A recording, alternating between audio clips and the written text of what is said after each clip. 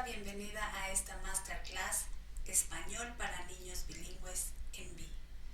Y te doy las gracias por haber confiado en mí para ayudarte a lograr tu objetivo para que tu hijo aprenda a leer y a escribir en español.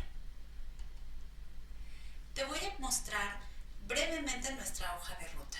La ruta que vamos a seguir tú y yo a lo largo de esta masterclass, en donde te acompañaré muy de cerca en esta etapa que has iniciado con tu hijo. Empezaremos con esta unidad que se llama ¿Tiene sentido una educación bilingüe? ¿Vale la pena todo lo que estoy haciendo? La siguiente estación se llama Papi, ¿cómo se escribe? ¿Cuáles son los retos a los que se enfrenta tu hijo en una educación bilingüe y tú como padre de un hijo bicultural? Y vamos a analizar un poco por qué a veces los niños no quieren hablar en español. Continuamos nuestro recorrido para detenernos y entrar en el fascinante mundo de los números y las letras. ¿Qué puedes usar para enseñarles? Seguimos avanzando para llegar a uno de mis temas preferidos. Mamá dice plátano y papá dice banane. Aquí hablaremos un poco sobre los temores que a veces tenemos, porque obviamente lo que menos queremos es que nuestros hijos se confundan. Queremos que aprendan de la mejor manera y más efectiva posible. Y finalmente terminaremos nuestro recorrido buscando la respuesta a la pregunta ¿y por qué en línea y no presencial? Y bien, comenzamos con esta primera unidad. ¿Y qué vas a descubrir? Bueno, pues primero te voy a dar una pequeña introducción para saber qué es el bilingüismo y el concepto de plurilingüismo. ¿Qué dicen los expertos? Después te voy a hablar sobre los 8 grupos que propone la autora Elke Montanari para ayudarte a identificar qué tipo de familia plurilingüe tienes. ¿Crees que todas las familias en donde se hablan muchos idiomas son iguales? ¿Tú sabes cuál es el método de transmisión del idioma más utilizado a nivel mundial? ¿No? Pues no te vayas, porque yo te lo voy a decir. También veremos qué herramientas de forma consciente o inconsciente le estás dejando a tu hijo. Y por último, ¿qué dice la ciencia de todo esto? Aquí tenemos a nuestra querida Gloria, de Modern Family, que en uno de sus diálogos dice lo que puedes leer a continuación. Oh, no tiene sonido. ¿Te sientes identificado? ¿Te ha pasado también?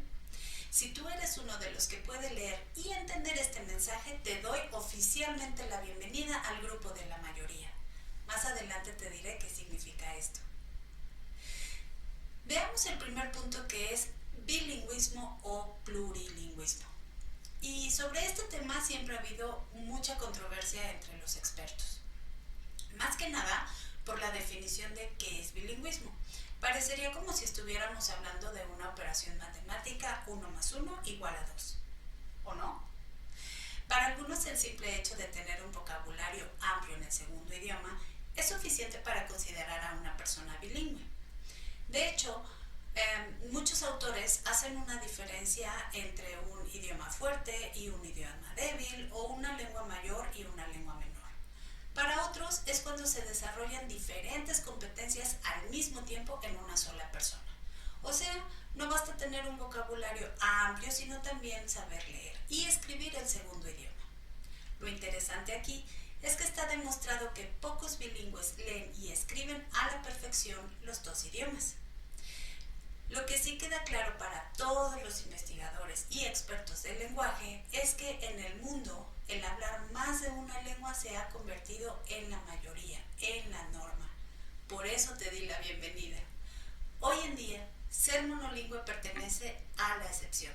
A mí por eso en lo personal me gusta también utilizar el término de plurilingüismo, porque normalmente entramos en contacto con más de 2 idiomas a lo largo de nuestra vida.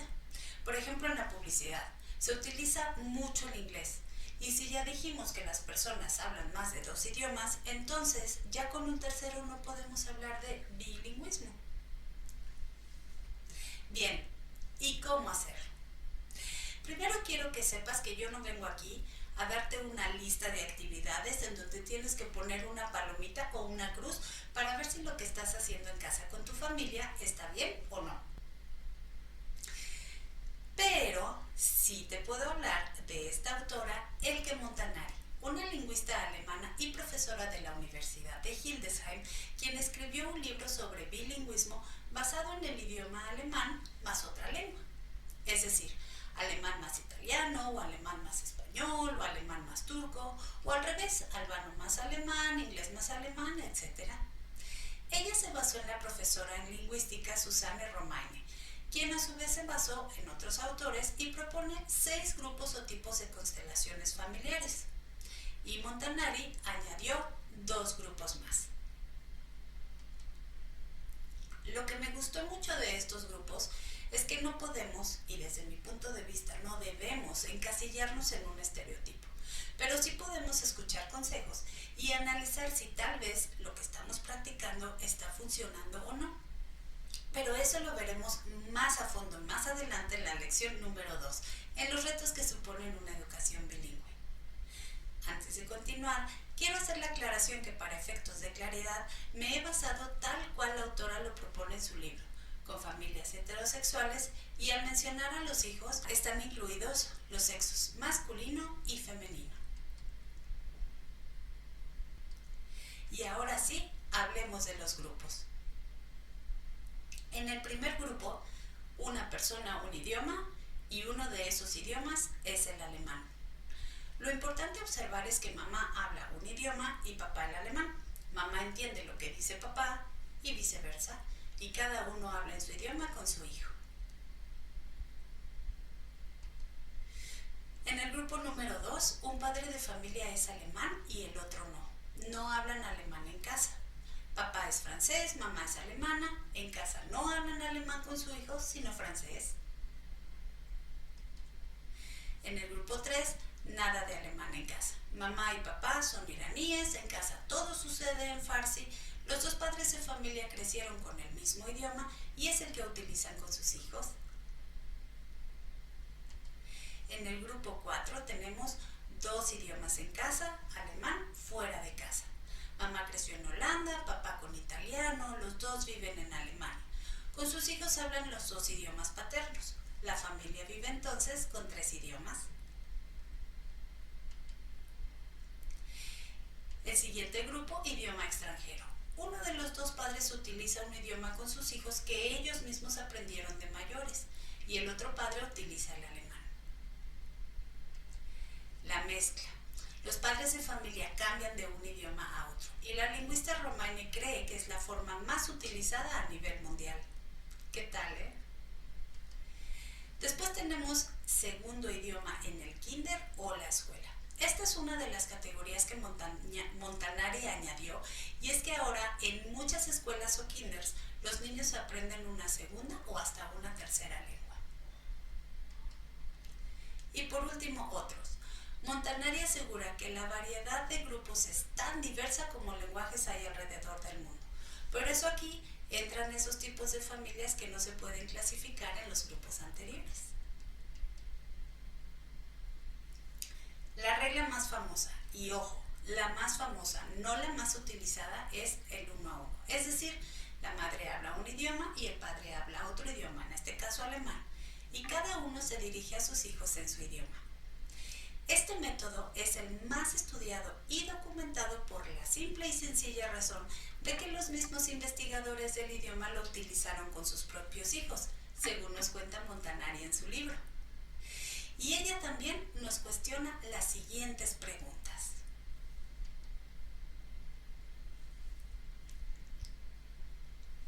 ¿Podemos identificar a cada uno de los padres de familia con su idioma? Es decir, madre X, padre Y. ¿Pasamos los 2 mucho tiempo con el niño? Ojo, los 2. ¿Vivimos juntos? ¿Entendemos el idioma del otro por lo menos ampliamente?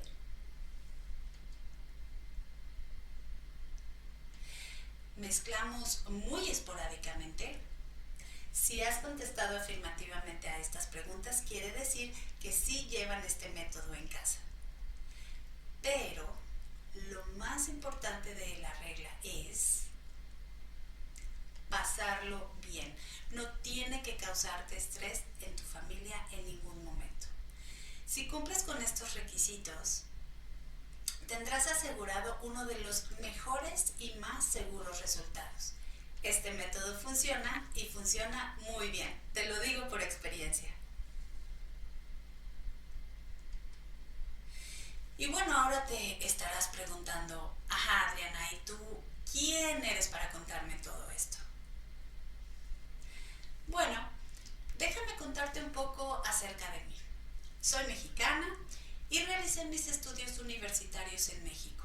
Y mientras cumplía con mi servicio social, encontré a mi pareja, quien resultó ser alemán. Así que mis sueños de poner un kinder se esfumaron. Pero viendo oportunidades en el extranjero, mis planes a futuro simplemente se modificaron. En cuanto a mi experiencia personal y laboral, déjame contarte que desde mi educación inicial estuve en contacto con dos idiomas. Tuve una educación bilingüe con inglés, sobre todo en mis primeros años escolares durante la etapa inicial y la primaria. Mis materias favoritas siempre fueron español e inglés y desde muy pequeñita quería ser maestra. Mis peluches fueron mis primeros alumnos, después mis sobrinos y a los 18 años durante las vacaciones de verano hice un curso de verano para niños, por supuesto bilingüe con inglés. Dando cursos de español a extranjeros en un instituto de mi ciudad, conocí a mi esposo y después de terminar mis estudios llegué a Alemania. Y fue lo mejor que me pudo pasar porque podía dar clases de español. Después de un tiempo de dar clases a adultos jóvenes y adultos, se presentó la oportunidad de trabajar en un kinder bilingüe alemán-español, al mismo tiempo de que mis hijos crecían en un ambiente familiar bilingüe. Y te puedo decir que hasta que llegaron a la adolescencia siempre mantuvimos la regla de 1-1, con muy buenos resultados. Como ya te mencioné, trabajo actualmente en un kinder bilingüe alemán-español. El método que utilizamos es el método de inmersión, o sea, los dos idiomas están activos durante todo el tiempo que los niños están en el kinder.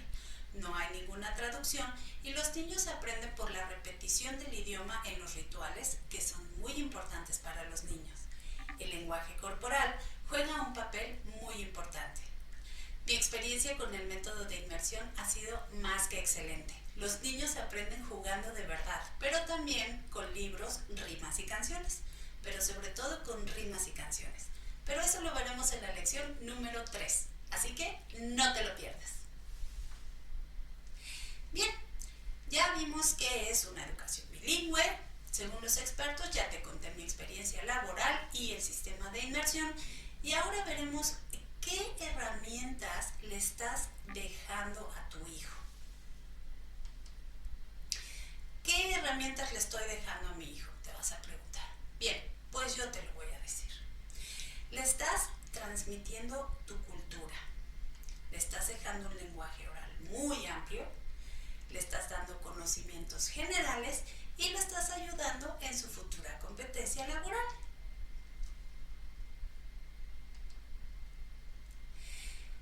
En la transmisión de tu cultura, ¿has preparado tamales? ¿O has festejado algún cumpleaños de tu hijo con una piñata? ¿Alguna vez has hecho una rosca de reyes el 6 de enero?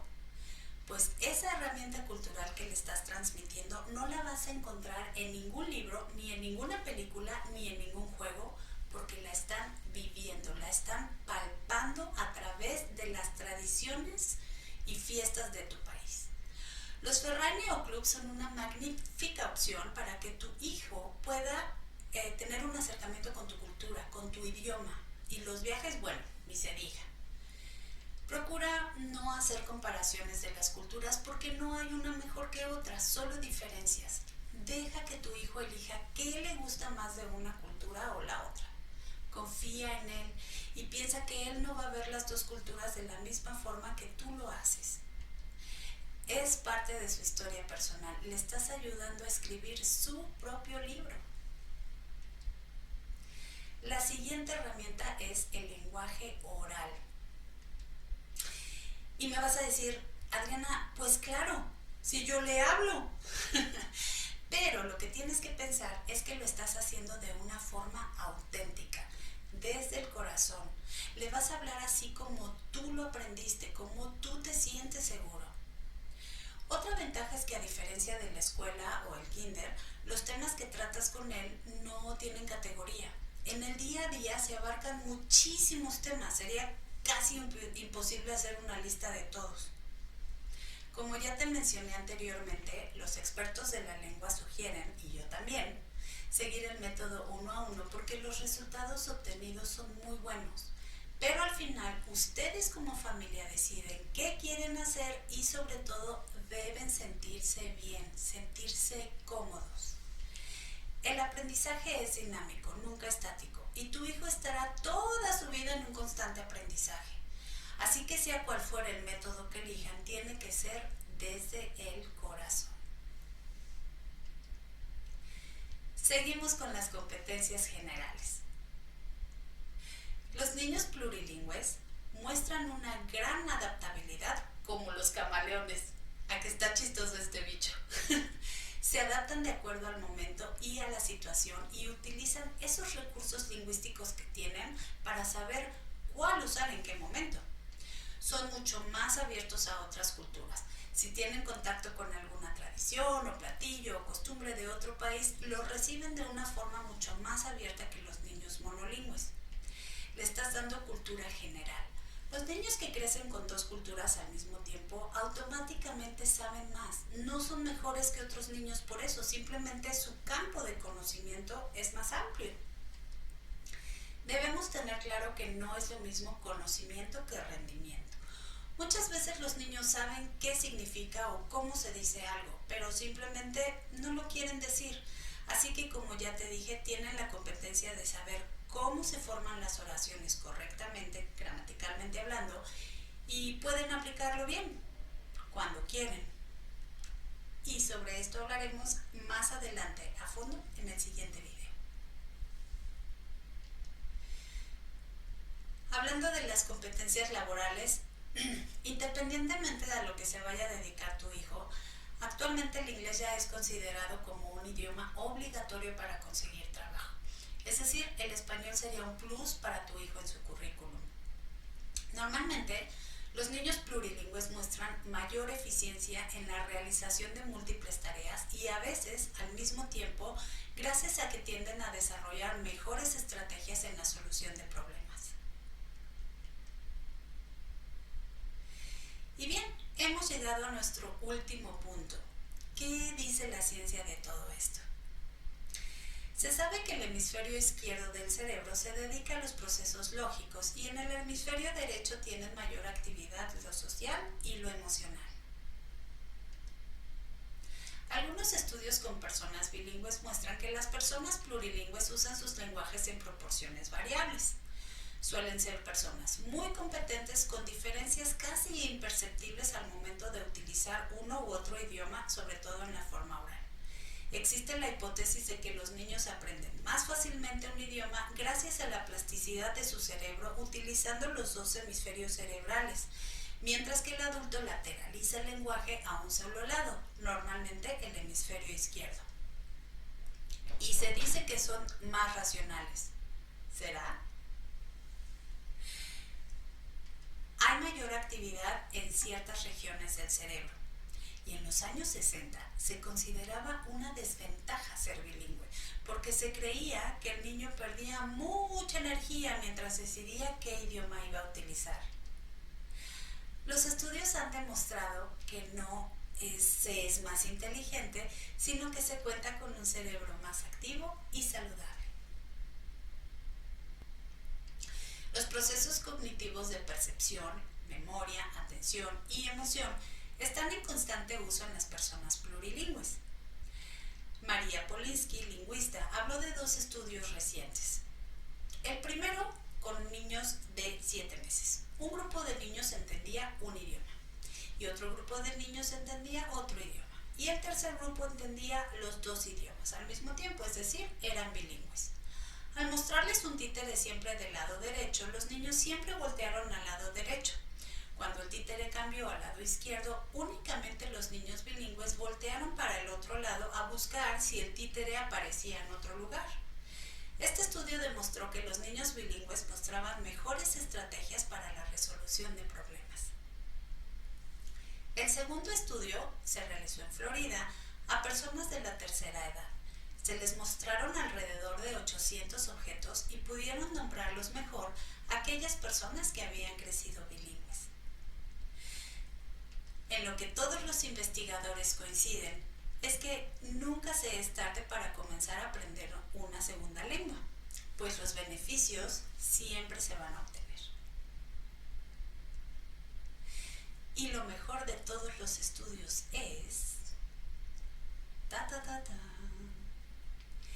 que está comprobado que si tienes la tendencia a padecer Alzheimer, se puede retrasar de 4,5 a 5 años la aparición de los síntomas. Así es que podemos estar tranquilos por eso. Y bueno, resumiendo, ser plurilingüe o bilingüe es más bien la normalidad. Es el grupo mayoritario a nivel mundial. Ser monolingüe se refiere más bien a la minoría. Pocos escriben y leen perfectamente en los dos idiomas. Vimos los 8 grupos que propone Elke Montanari, en donde el método de 1 a 1 es el que mejores y más seguros resultados ha mostrado en los últimos tiempos.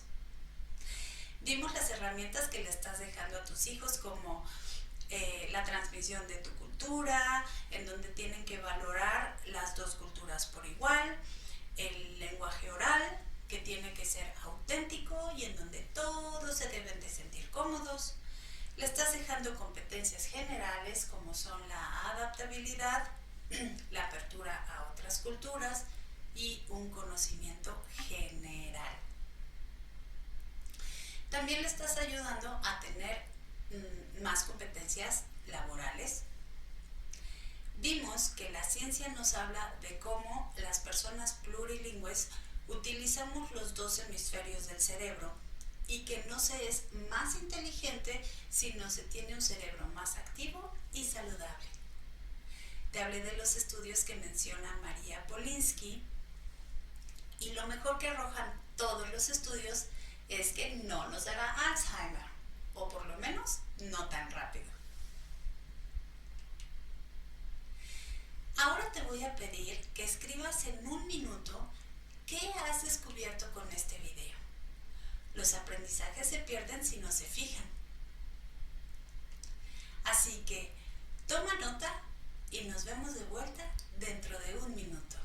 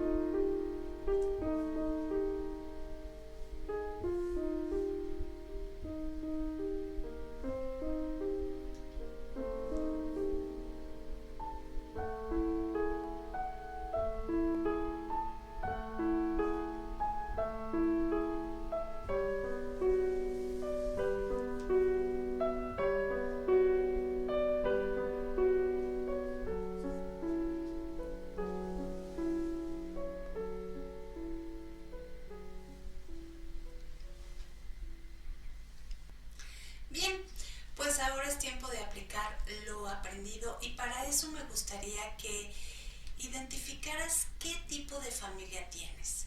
Identifica cuando tu hijo se siente mejor hablando qué idioma. Identifica tus sentimientos cuando le hables en tu idioma y cuando le hables en el otro idioma. Y lo más importante, siéntete a gusto. Y bueno, hemos terminado con esta primera unidad. ¿Tiene sentido una educación bilingüe? Ahora nos toca seguir avanzando con papi, ¿cómo se escribe? ¿Te ha pasado ya? ¿A qué retos te estás enfrentando? ¿Y tu hijo? Si quieres saberlo, dale clic al segundo video. Nos vemos allá. ¡Chao!